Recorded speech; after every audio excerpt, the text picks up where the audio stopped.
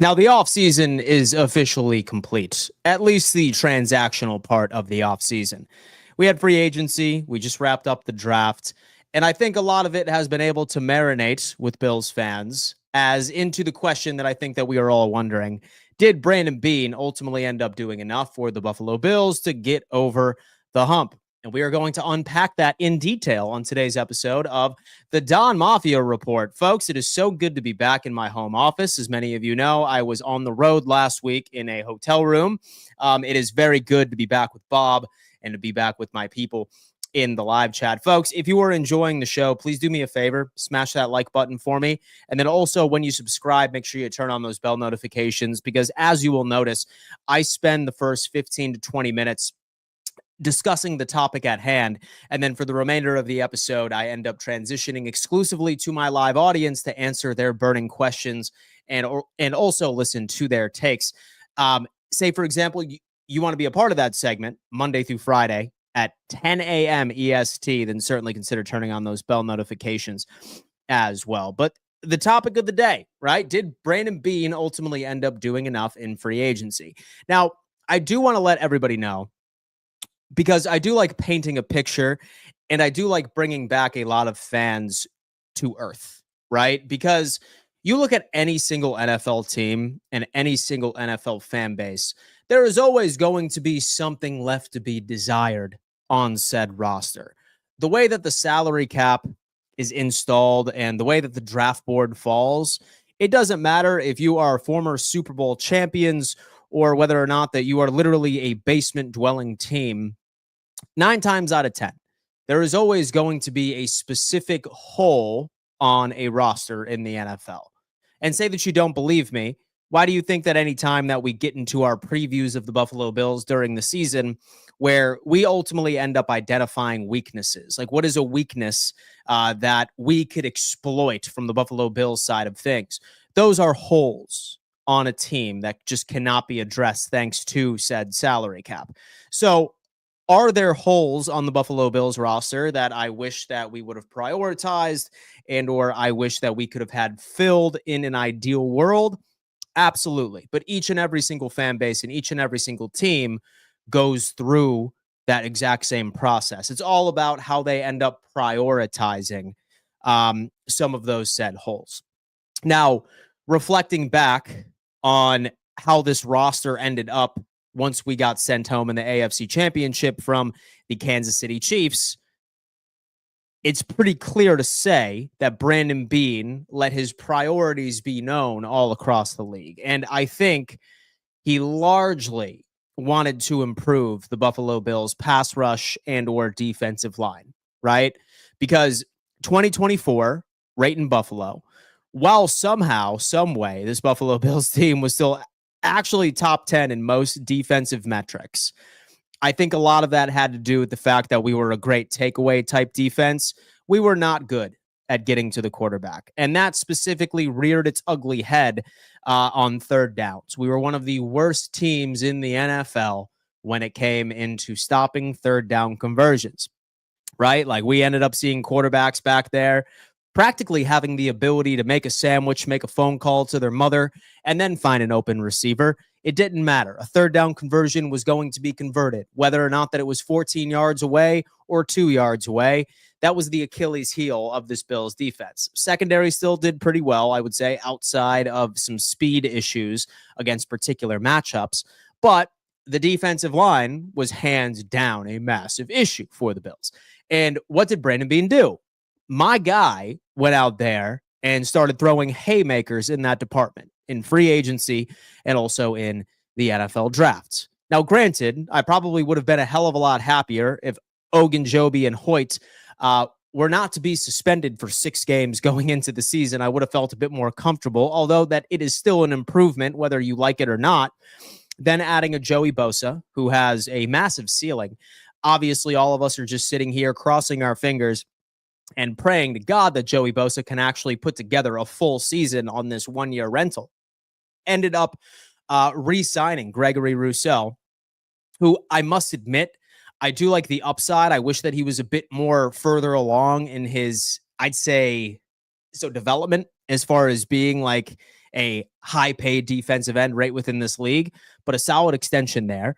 And then also going to the draft. And as many of you know, and I'm done bitching about it, because now what I am doing is I am really taking a step back and I'm trying to put myself in Brandon Beane's mind as into why he prioritized a pass rushing defensive tackle rather than a big body, somebody that can directly fill behind Daquan Jones in the defensive line type thing. But look, I am over it. Okay. It sounds like when Brandon Beane looked at this defensive line, he said, look, we still have Daquan Jones. He's still our big body. I want more pass rush on this defensive line. I want somebody that can make plays. And whether or not that I agree with it or not, TJ Sanders does create pressure on the quarterback. He does. And I'm very interested to see what this coaching staff does with this specific defensive line. Once Ogunjobi comes back and once Michael Hoyt comes back, I think that we have one of the deepest defensive lines in all of football. And say, for example, that we still can generate pressure in 2025. I don't have any answers. I don't have any answers because we threw so many damn darts at the wall this offseason for that specific position group. It better work. It better damn work. Following that, this Buffalo Bills team also ended up addressing our secondary, which I think is interesting. I was this close into making today's video. Who I think makes the cornerback room in 2025 for a final 53-man roster sort of situation, right? But I thought that I kind of wanted to give us a more big picture type stream for the first one of the week. And the secondary is intriguing, right? Because while we ended up having our largest accomplishment last year of being ball hawks, creating extra opportunities for the Buffalo Bills offense in takeaways, have you? One glaring hole, which was not exploited too often. It took a particular set of personnel to exploit it, but we lacked a significant amount of speed in the secondary. We certainly did. And what do? We end up drafting the fastest player in the combine, never mind cornerback, but the fastest player in the combine at a 4.28 in Max Harrison, who on paper, barring any complete surprise during training camp, should be able to solidify that CB2 position opposite of Christian Benford. So it was really clear that this offseason was okay. We're coming off of an offense that was so successful that we broke franchise records, that we had 8+ games with 30+ points and scored the most points out of any NFL team in the league once you included the playoffs per game. So the only thing that screwed the Buffalo Bills, and might I say this is a trend for the past couple of years, particularly in the playoffs, was our defensive personnel mismatches. And on paper, it appears that Brandon Beane recognized that and he wanted to run headfirst into that problem this offseason. So now here's my question. Did Brandon Beane ultimately end up doing enough this offseason that theoretically could get us over the hump? And I am going to tell you maybe. Like each and every single offseason, I am going to tell you maybe. Because there's one thing that I feel like a lot of us do not put into consideration, and it's fair, and I regularly find myself doing this exact same thing. It's we never account for what these rosters are going to look like at any given point during the season. We don't. How many times do we see teams on paper, folks, on paper, appear to be Super Bowl perennial favorites, but then, we see a massive injury bug. We see a dark cloud of several injuries, right? We see second-year players that are projected to take a massive jump completely disappoint. We see players get the yips, for example, right? Like we, of course, do remember when Tyler Bass forgot how to kick a football last year, but then thank God he was able to figure it out during the season. And then we also end up seeing teams, right, where we could all sit back and laugh at their offseason, but who knows? Maybe they were a hell of a lot smarter than what the general public thought. And the free agency picks and the draftees that they ended up bringing in to the overall organization exceed expectations. A perfect example of that last year would be the Buffalo Bills. How many fans, how many national media outlets had the Buffalo Bills taking a step up? In fact, I would probably argue that the vast majority of the consensus of NFL personalities and talking heads had us taking a step back. my thing is, when it comes into getting over the hump for me, and the biggest answer for me is what's some concrete evidence that I could look at a roster and say, hey, I feel a hell of a lot better about this team than I did in 2024. And it's something I feel like a lot of us sort of overlook, right? But rest be assured, the one thing that I think tells the full story of how confident I feel in a team has everything and anything to do with a team's depth. And I got to tell you what, folks, depth is a slept-on characteristic, a slept-on trait of an NFL team that people often overlook.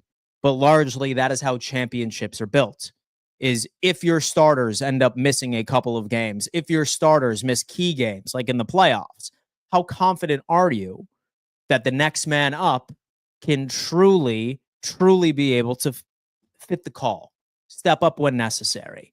Of course, we all have that ingrained in us. Oh, it's next man up. There's no excuse. Unfortunately, you're limited by personnel from time to time. Like sometimes you see such a significant drop off in your fourth guy in the cornerback department, and you're expecting CB1 type production. And you should never expect CB1 or first player on the depth chart type production, but you don't want a massive drop off between that.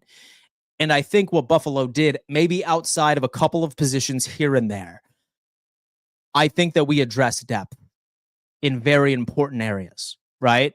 Now, again, like I said at the beginning of the episode, each and every single NFL organization has weaknesses, right? Because otherwise, it would be impossible to put out a preview video and point out weaknesses that could potentially be exploited. Whether or not that those are traits in a specific position group that you want the Buffalo Bills to leverage their strengths against, every team has a perceived weakness. But I think all in all, when you look at this construction of the 2025 Buffalo Bills, I think we addressed what was most important, and that was depth in key positions. I think depth on the defensive line is solid. As many of you know, I wish that we had one more solid one tech. Let's just hope that, of course, with Daquan Jones can stay healthy this year, or we can see an inkling of what he was a couple of years ago in his final year on contract for this team. Like maybe like we're giving way too much shit to Deion Walker. Like maybe he ends up taking a massive step in the right direction. Solid depth at corner.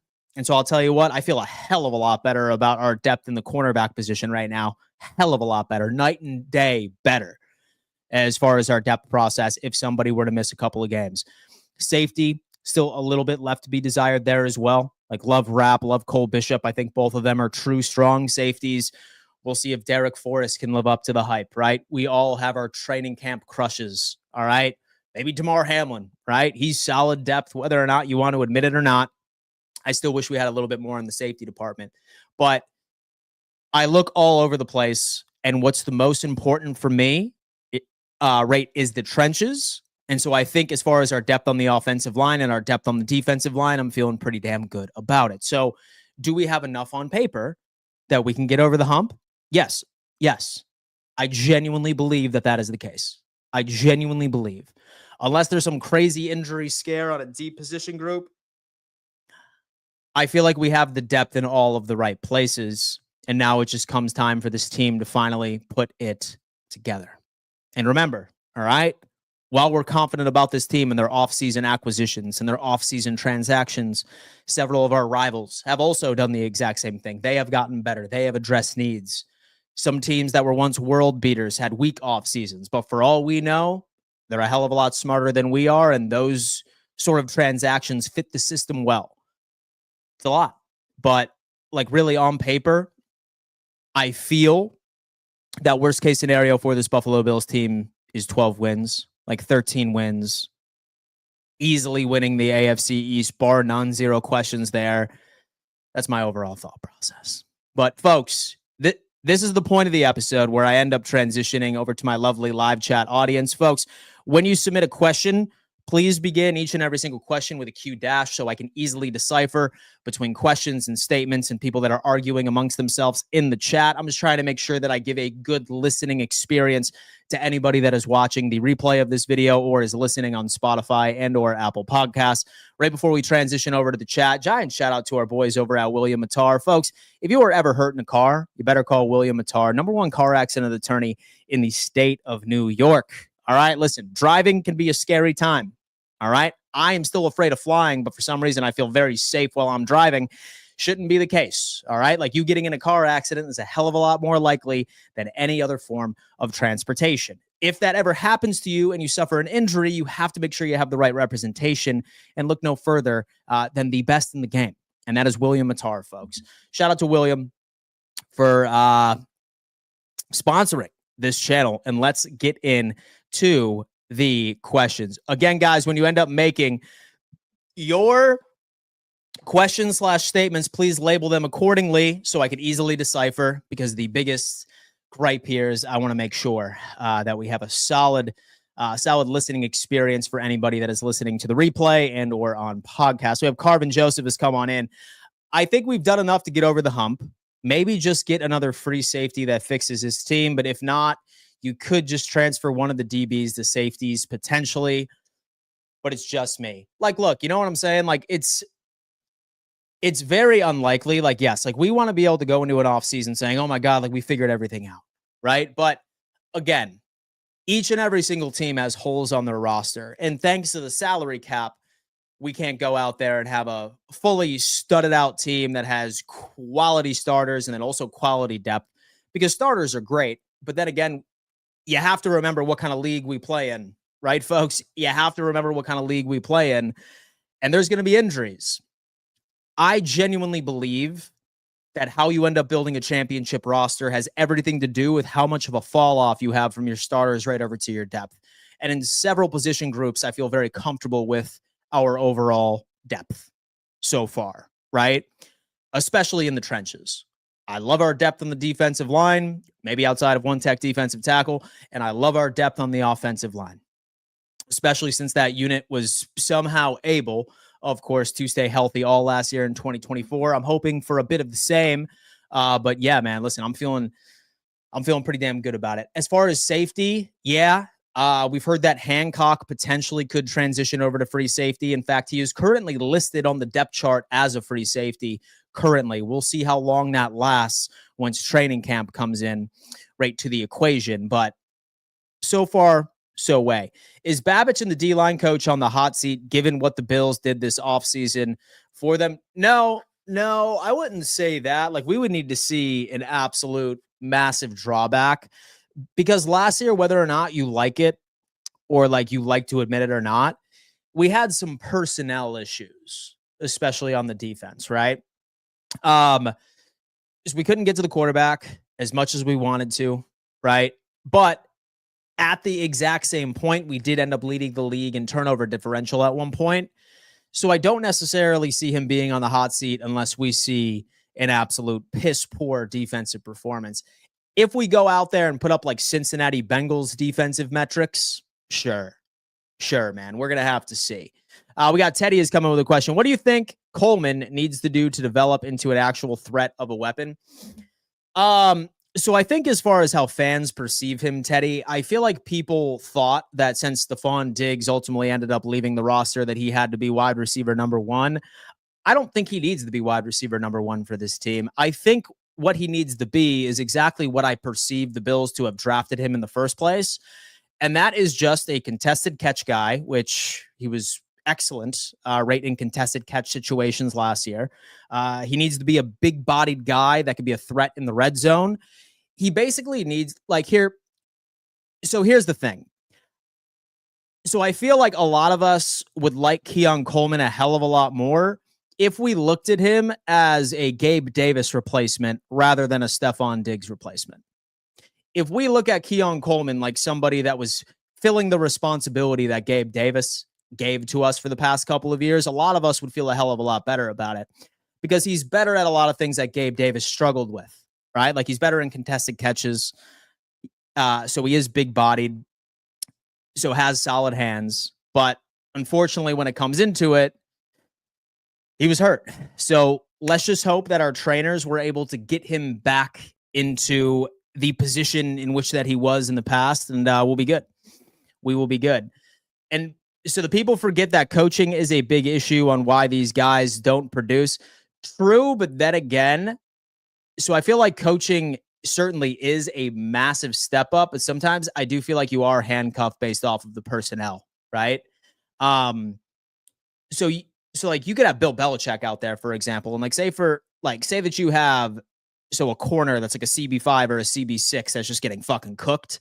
I feel like there's really only so much that you can do. You know what I mean? So depth for me is certainly an issue. Depth for me. And listen, as much as we all want to criticize Sean McDermott, and he certainly deserved it a couple of years back, like 13 seconds, it's very difficult for me to forgive him there. Last year, I thought Sean McDermott, for the most part, showed significant improvement in some of his decisions. I thought that it was one of his better years than right in comparison. I hope my theory is correct so I'd say that so it was more of a depth issue rather than coaching, but we'll see. Drew has come in with a question. I have had numerous debates with Bills Mafia members about need for speed to take the top off of the defense and spread the field so many times that there is no need for it.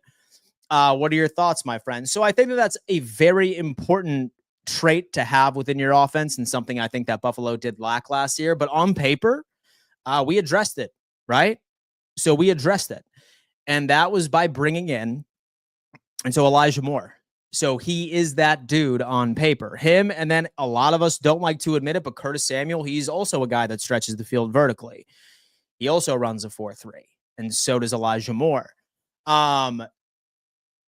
It's very important to have that type of wide receiver. I think Curtis Samuel did not end up really living up to his expectations because he was battling through a turf toe for about 3/4 worth of the season. But it's definitely an important element that Buffalo was missing out on last year. It's hard to complain, right? Because, yes, I am thrilled that Buffalo scored as many points as we did last year. Like we should, right? Like 30+ points in 8+ games. Yeah, that's great. But I don't necessarily conform to the thought process where some people kind of had that mentality of, oh, yeah, like we were this good. Like we don't need to address anything on the offense. Like why fix what's not broken? You got to understand that Buffalo is not the only team that has an offseason, right? Every single NFL team, their goal is to address the weaknesses that plagued them in the year before. Several other teams have done that. So I think that although that you have dominated offensively, right in the year before does not mean that you need to ignore that you could add some additional elements to continue that domination. So I'm very glad that we did ultimately end up addressing that speedy wide receiver. And so I really, really do. And we'll see what Elijah Moore has to bring to the table. Again, and like I said, and so I was not looking for a name on the wide receiver spot. What I was looking for was a specific trait, and that's Elijah Moore.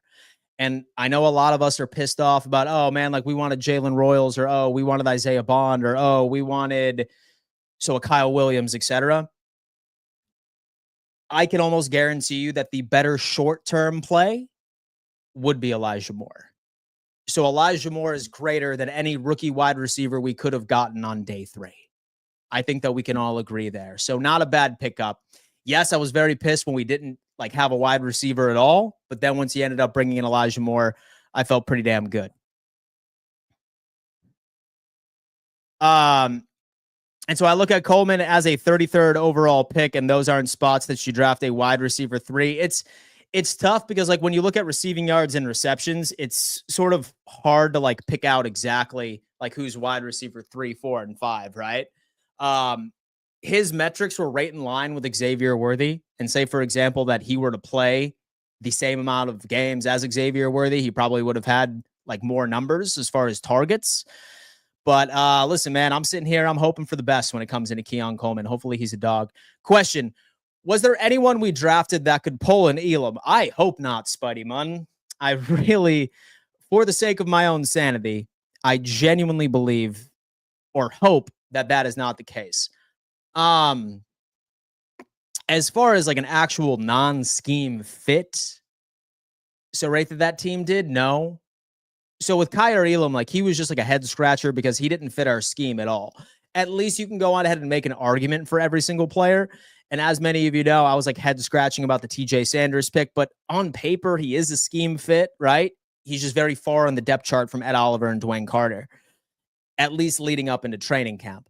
So I'm not seeing very many red flags now, but I don't know. We'll see. Hope is to have Coleman at the wide receiver 2, but the wide receiver 2 spot is going to be up for grabs between him, Palmer, and or Moore. So I don't even think that like we have like a wide receiver 1, 2, 3, and 4. And that's not necessarily a bad thing, right? Because we ended up breaking records for the target distribution. And so that worked, right? Like, yeah, like I get like a lot of people are all like, oh yeah, dude, like, so we need a wide receiver 1, we need a wide receiver 2. I gotta tell you, like, look at the 2 teams that were in the AFC Championship last year. Like, look at the 2 teams that were in the AFC Championship last year. They don't have that. So they don't have a clear wide receiver number 1. And they don't have a clear wide receiver number 2. They literally have a spread the football around. Whoever is open is getting the football. Yeah, like we can all like look back at other teams, be like, oh my God, like they have like a clear wide receiver 1, a clear wide receiver number 2. They did not get as far as the Buffalo Bills and or the Kansas City Chiefs last year, right? And the Buffalo Bills and Kansas City Chiefs, they ended up smacking teams that had that overall construction rate of said roster. So as long as we score points, I could give a shit. I could give a shit as into who dominates in targets based off of a hierarchy. It doesn't really matter much to me. Like what I want is somebody that brings a different skill set to the table. And so I want a contested catch guy. And I think that our number 1 contested catch guy is Keon Coleman. He's that dude. He's good at it. And so you could have a lot of issues about the player. But one thing you can't take away from Keon Coleman is that he catches contested catches. And we need that, right? So we need a route runner and somebody that is a yak king, someone that can create yards after the catch like nobody's business. That's Khalil Shakir. Like that's our dude right there. Like now we have Josh Palmer. He is a younger and a cheaper Amari Cooper, like right on this team. He's a solid route runner on the outside.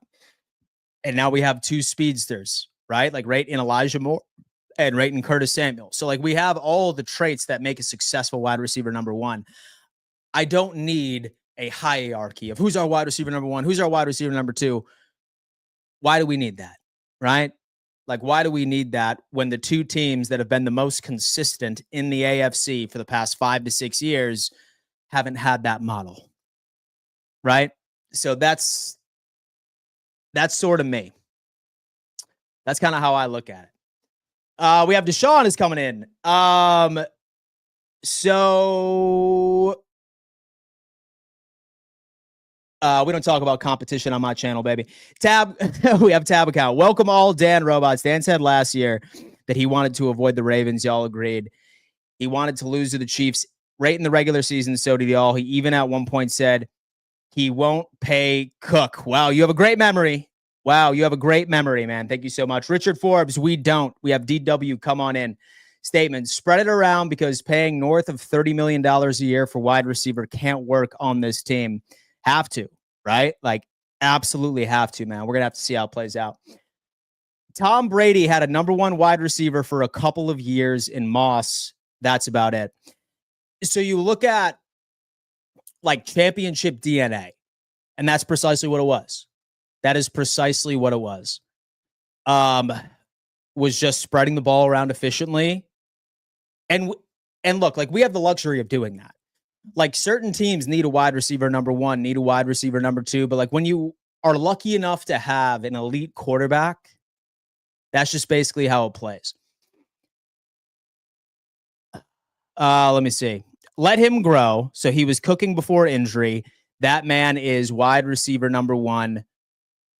So he was cooking before injury. That man is wide receiver number 1.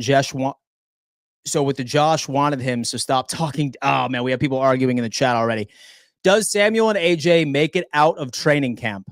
Does Samuel and AJ? Yeah, most definitely. We're probably going to go on ahead and roll with 6 wide receivers this year. Say that I had to guess, Mikey.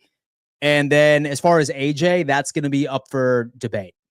That is going to be up for debate. Let me see. Richard Forbes. Very few rookie wide receivers do much at all. It's getting more prevalent, but definitely not typical. We have Tab Account is saying, so I'm a fan, Dan, but your robots are annoying. Who are my robots? So we have Tab Accountant here calling, so the live chat, robots, baby. Y'all going to take that? I do. We have Mikey. And he didn't win a Super Bowl with Moss. Exactly. Statement. Spreading the ball around on offense is smart. It makes it harder for defenses to scheme for what the Bills do on offense, for sure. And that's something I consider. Guys, no arguing. We all want the same thing, and it's not like the GMs listen to any of us. Yeah, guys, please do me a favor and label statement or question, because I kind of want to avoid reading arguments and so internal conversations right within this live chat. I'm trying to make sure that we have a good listening opportunity for anybody listening to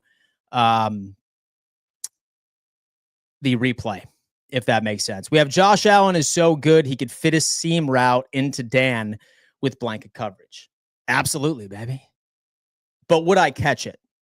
So I'm not entirely convinced that I would be able to catch a pass from Josh Allen. Like him, like really throwing a piss missile, like 60, 70 mile an hour.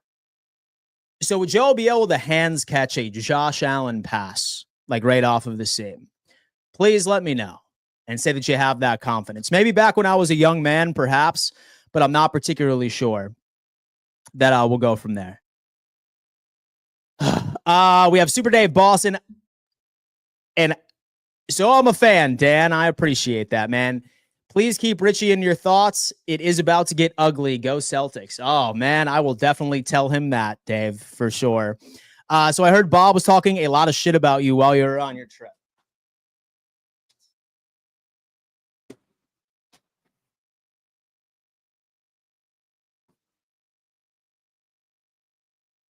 So that fool better learn, man. That fool better learn. Okay, we have, so with the Josh Allen, so can only throw stopping routes and crossing routes. I have no idea what you're talking about, so might lose a couple of fingers here. We have Carl. And so do you see us keeping Brandon Codrington, or will Elijah Moore take over the kick return duties and we release Codrington? I don't think that competition is going to be between those two. I actually think that so the competition is going to be between Chenault and Codrington. My favorite to win that competition is going to be Chenault. He's a very good kick returner. And I also think that he brings more to the table offensively than Codrington brings to the table in the cornerback position. That's kind of where my thought process is from the beginning. What is Palmer's role going to be? He is going to essentially be a replacement for Amari Cooper, right? Like he's going to be an outside X receiver, solid route runner, a full route tree, has great hands. His speed is not necessarily there, but like he's literally the exact same receiver as Amari Cooper as far as the traits that he brings to the table. So that's my thoughts. Dan, and so you missed into the AFC's roundtable. I certainly did. Don't worry. And so I will be back on Wednesday. So the next time the Bills play Kansas City in the playoffs, Bob should be the ref. He, for sure, man. Absolutely. All right, man. He said, off of the street, no chance. But say that you had time. You can catch one wide open. Oh, my God. So we had Prather return kicks on Maryland. It's tough for me to find a spot for Prather. So right on this roster, he would need to be absolutely electric for that to happen. But yeah, he did. And who knows, man? Maybe he ends up surprising us. Is Palmer a deep threat by any chance? He's not very fast, right? I think he runs like a 4.47, 4.48. Here, let me double check on that. Josh Palmer, 40-yard dash. Let me double check. Yeah, he runs a 4.52. So he's likely not going to be a deep guy unless he absolutely routes somebody up. And so the way the refs mess things up, and there's an argument for Bob as Ben reffing. Yeah, dude, right? All right. And so I don't think we are going to play the Chiefs in the playoffs, and they may take a step back. I feel we are going to play the Ravens. Well, let me tell you what, man, especially coming from a guy that has been rooting on the Chiefs' downfall for the past 3 or 4 years, I have learned I should not. So until proven otherwise, we will see. We have Donald Dunstan. Oh, question. What the hell are we going to do if one of our linebackers goes down? So we didn't really do shit with depth at linebacker. So the good thing about the Bills is that 90% of the time, we only have 2 linebackers out on the field, especially since Taron Johnson is our slot corner. So say, for example, so Milano or / with the Bernard goes down, then we have Dorian Williams, who's like fine, I guess. And then afterwards, I guess Andreessen. Yes, it's probably more of an issue, but here's the deal. So one position group that I really wanted to address depth was defensive line and offensive line, and we have quality depth in both of those departments, especially in corner as well. So let's just hope. Yeah, right? Yeah, let's just hope that one of them is okay. So what is your hockey team? Buffalo is dusty at hockey. Yes, they suck, my friend. I am a Sabres fan, reluctantly. I don't really talk about it much because why would I talk about the Buffalo Sabres? And to be completely honest with you, I'm a hockey casual fan, bro. Like, I know nothing about hockey, surprisingly enough. And so I do enjoy watching them from time to time, but they do suck. And it is painful. So do you think Sanders is used as a 3-tech as a speed rush defensive lineman next to Ed Oliver, or is he a replacement for Ed and Ed is the future trade piece? As soon as when we drafted TJ Sanders, that was my first question, was what's the future plan for Ed Oliver, right? Because, so I thought that we were going to find somebody that could be depth for Daquan Jones or somebody that could be a replacement for Daquan Jones later as far as his 1-tech position. But once we ended up having TJ Sanders, I was just like, okay, I have a feeling that Buffalo is thinking about what a future looks like without Ed. Like this year, like he's still going to be on the team, but I think next offseason is going to be a different equation. Yeah, I don't know. Yeah, I don't know, man. So I think that him and Ed Oliver might be on the field at the exact same time, like situationally. So for passing downs only, but yeah, we'll see. All right, we have Nate has come in. In my opinion, with Dorian Williams is more than fine. Sometimes I'd rather him be starting over Matt Milano. Well, let me tell you what. So Matt Milano did start to look really good toward the back half of the season and in the playoffs. He started looking like Matt Milano again, and this is his final year for Matt. So hopefully Dorian can fit the mold. And if not, like worst case scenario, so what we do is that we ultimately end up just focusing on linebacker in the first and the second round next year in the draft. And same thing with any other position that we have issues with. But that's just going to have to be it. And Bosa stays healthy, and the D-line is going to cook. Don't sleep on Bosa, man. Don't sleep on Bosa. But, all right, guys. That's going to have to do it for today's episode. I appreciate you tuning in to another edition of the Don Mafia Report. Guys, I am live Monday through Friday at 10 a.m. EST. If you are enjoying the show, please do me a favor and smash that like button, and also make sure that you subscribe and turn on bell notifications so you could be a part of my live chat question and answer segment. Certainly my favorite part of each and every single morning. Also, guys, say, for example, that you want to support me right over on audio as well, Spotify and Apple Podcasts. I have the links to those right in the description.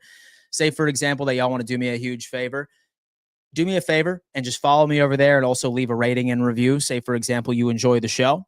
And for anyone listening to Apple or Spotify right now, if, for example, you want to be a part of these shows live, roll on over to YouTube. Find me on YouTube. Link is in description so you can see these on live Monday through Friday at 10 a.m. EST. Guys, thank you so much for tuning in. I love each and every single one of you. I will see you later on Roundtable Sports Fourth and Forever. It is so good to be back in my home office, and we'll see you a little later. Deuces.